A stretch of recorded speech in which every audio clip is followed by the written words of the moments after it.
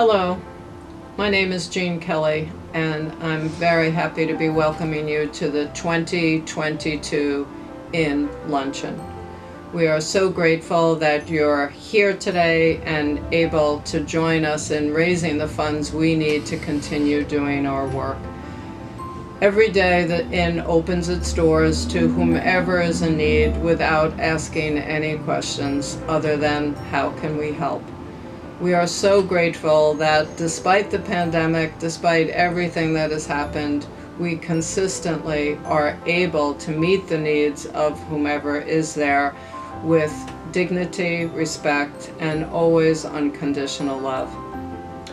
Today's event is always a special time of year for us for the luncheon because it happens in the time of fall when everything is changing.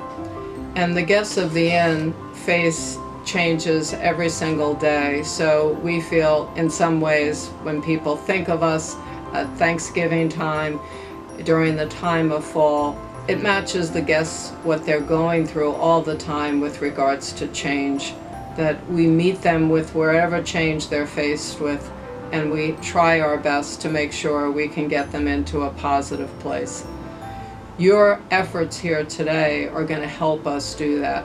If we have the funds we need, we will be able to continue and never have to, in any way, shape, or form, be shorthanded in what we need to do.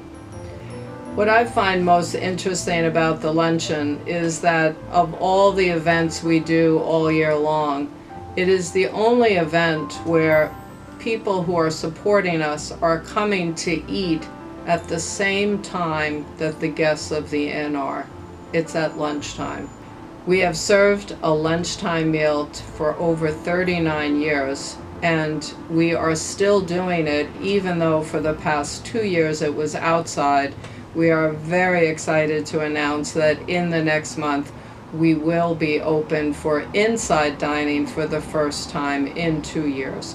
The meals continue to go out the door outside, but the fact that we will be able to have them come in and sit down and eat as they always did, we are looking forward to that opportunity. We are using this time to totally renovate the inside of the Mary Brennan Inn, and we welcome you to come in for a tour and see what the new Mary Brennan Inn will be looking like later this month. I just want to make a special reference and mention of our incredible co-chairs of the luncheon committee.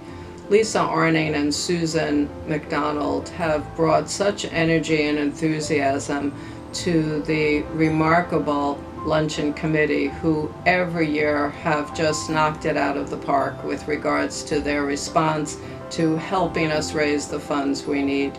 We are forever grateful to them and to the entire board of the inn, all of our dedicated staff, and our devoted volunteers who make it possible every year for this event to take place. I'm also very grateful to be recognizing Matthew Classy, who is this year's luncheon honoree. He happens to be the co-founder and CEO of GCP Capital Group, and we are thankful that his longtime awareness of the inn has now turned into, and his support into, stepping up to this very critical role to be an honoree. For over 20 years, he's been aware of what we've been doing, supported us, and supported all the local communities who have brought their resources to the table. But this year, he stepped out even further and asked all of his associates and his friends and his family to recognize that the issue of hunger and homelessness can be solved if we all work collectively. It's an additional burden on him, but he did a marvelous job, and we are forever grateful for his continued support. Hi, I'm Matt Classy from GCP Capital Group. I want to thank everyone here for participating and helping with this year's luncheon fundraiser. And I'm very honored to be this year's honoree. About 20 years ago, Joe Mancino and I were business associates. introduced through that, and he asked me to participate, which I happily did, and was initially introduced to the good works of the inn at that time. Most recently, I was reintroduced to the inn by a friend and colleague, Chris Becker. Hi, I'm Chris Becker.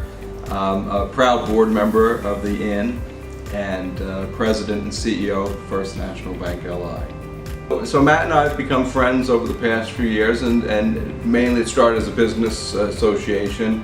First National Bank LI and his firm GCP Capital work very closely on providing financing. Fortunately, some of that financing does help with some lower income housing needs.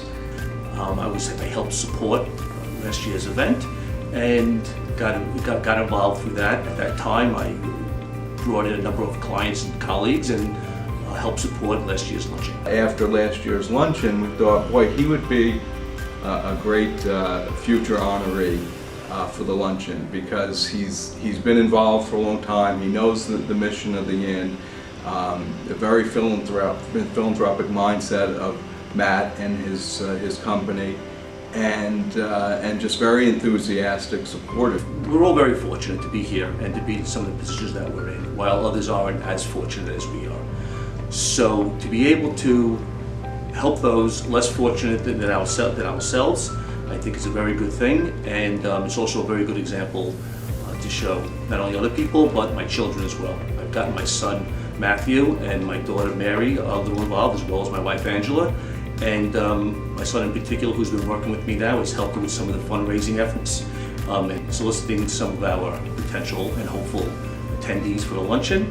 So I see that as a very good example as well. Well, I think it's very important for our children to see that, again, we are very fortunate, but with that comes responsibility to help others in need, those who need a little help through life to get to their full potential. The inn is providing those essential needs on a daily basis for those who are just looking to help themselves to get from maybe a tough point in their life to a point, get back on their feet and get to a point where they no longer need that help. We're very, very pleased to have him as an honoree, and certainly very pleased with all the participation of everybody that's supported the event this year, because obviously that's what makes it such a success. I hope we have a very successful charity luncheon. I'm going to do all that I can to make it a record-breaking fundraising effort, and hope to continue to offer my support as the years go by.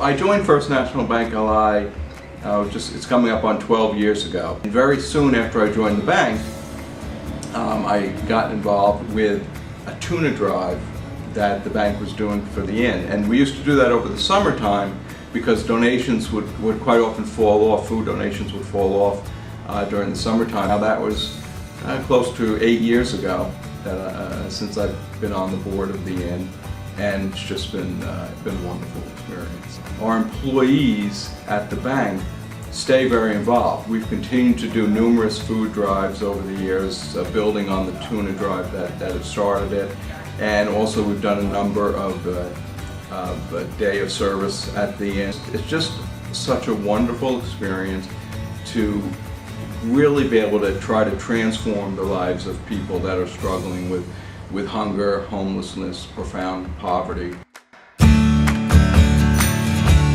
The inn recently purchased the building next door to the Mary Brennan Inn, a major initiative to the inn, and I'm very proud that First National Bank of Long Island was able to help with that purchase by providing the financing needed to support that.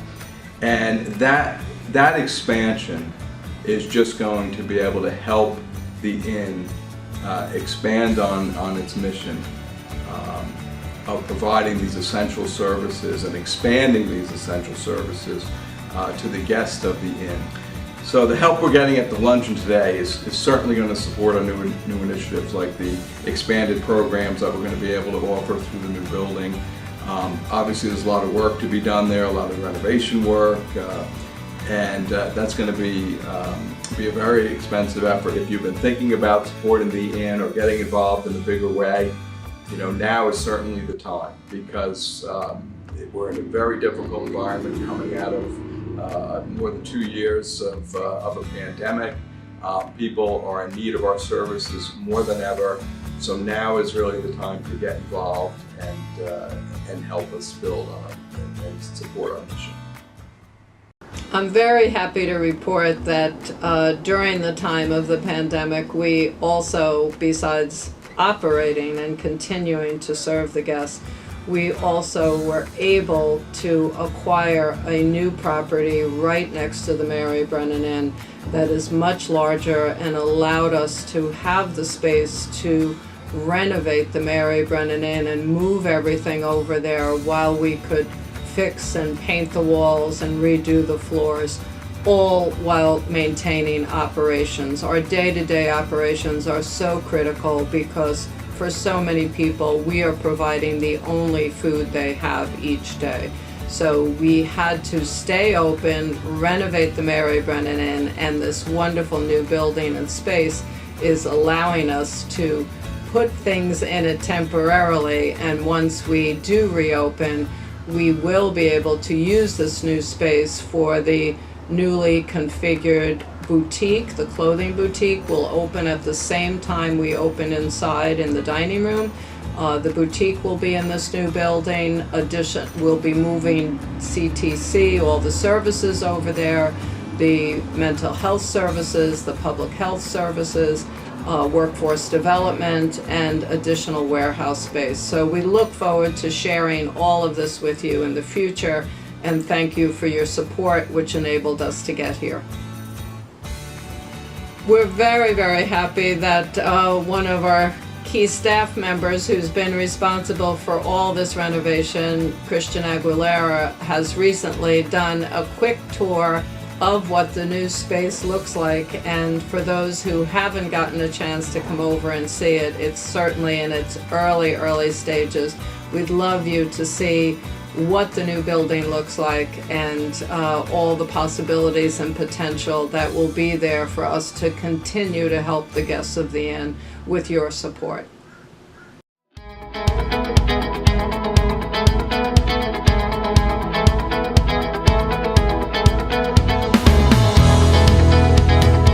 Hi, I'm Christian Aguilera. I'm the inn's Chief Facilities Officer. Excited to have you today and take you on a tour of our newest acquisition. It's a 24,000 square foot facility at 92 Madison Avenue. Come on, follow me.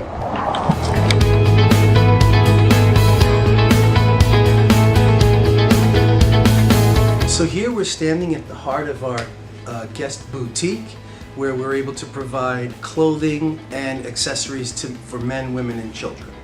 We are excited that we'll be able to open this boutique even during renovations. The goal is going to be to keep the boutique open and serving the community throughout our project.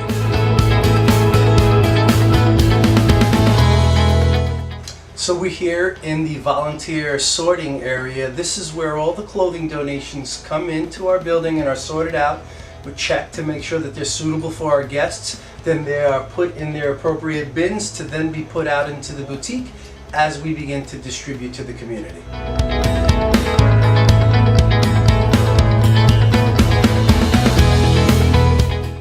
So in this area we have showers for our guests in case they need during the day to take a shower, maybe have change of clothes. We'll be able to provide that for them. And on the other side of this wall, we will have some respite sleeping pods for guests who unfortunately may have been up all night, through the night, and they just need some time to rest so they can benefit either from the meals or any of the other services that we are providing.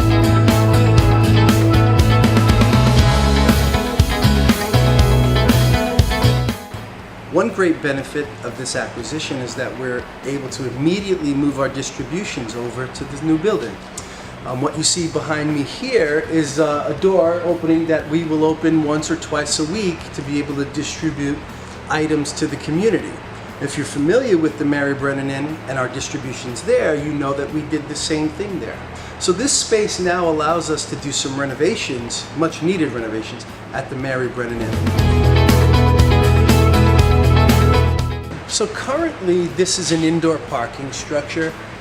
We have about 10,000 square feet that's going to be designated for office space and our programs and development. So potentially we're going to have the Center for Transformative Change, as well as workforce development and mental health and medical screening as well on this side. The goal is going to be to eliminate what you now see as a drive pass-through. And once we close that up, we'll be able to develop office space for the new programs.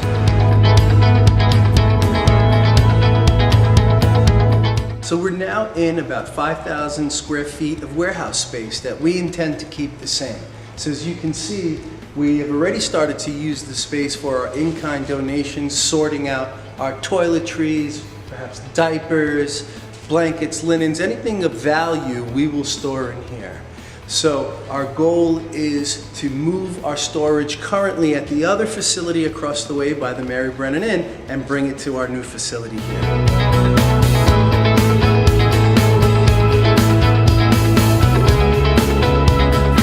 One of the benefits that our donors are going to experience right away is that we're going to change our donation drop-off area from the Mary Brennan Inn to this new building. So if you see off to my right here, there's an opening. That's going to be a drive-through now, so you'll be able to pull up under our canopy, so in case you have to stay out of the elements, and drop off either your in-kind donations or your food donations to this facility, where it'll be sorted out and then taken to the appropriate departments. So thank you for taking this brief tour with me at our newest facility. I'm hoping that our vision inspires you as much as you continue to inspire us to serve our community. Have a great day.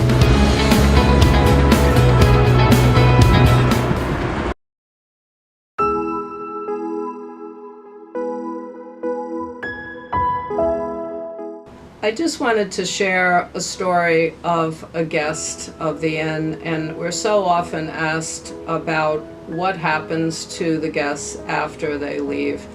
And because we don't follow people and we hope that they blend back into the community, it's rare that we hear a response from somebody who was once helped by the inn. But in the past few months, we heard from one of our staff that a guest showed up who hadn't been here for many years, and he needed the help of a notary public. And fortunately, one of our staff is one and was able to notarize the papers he needed to have handled. And while she was sitting talking with him, she realized that in looking at his file, that it had been 3 or 4 years since he had been here. And she asked, how has he been doing? And he said, well, thanks to the Center for Transformative Change, I am doing really well. When I first came here many years ago, I had an addiction problem, I was unemployed, and I had been in and out of homelessness. And you helped me put my life back together. And I'm so grateful. I'm working now, I have a job. I just remembered that maybe you could help with this notary paper.